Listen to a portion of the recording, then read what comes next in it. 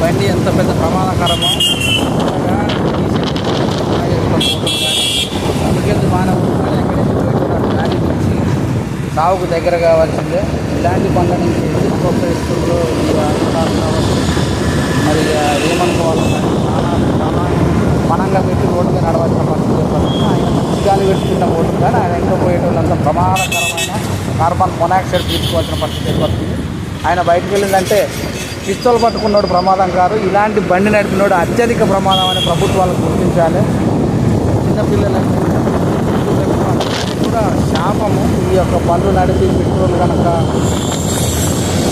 బయటకు వస్తాయి ఇంత ప్రమాదం అంటే చావే. వాళ్ళు ఆర్థికంగా నష్టపోతారు, కుటుంబ సమేతంగా.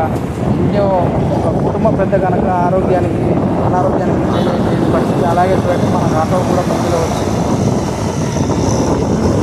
వందల మంది ప్రాణాలు తీసే అవకాశం ఉంటుంది. చూడండి, గన్ను పట్టుకున్నోడే ప్రమాదం అనేది చాలా ప్రమాదం.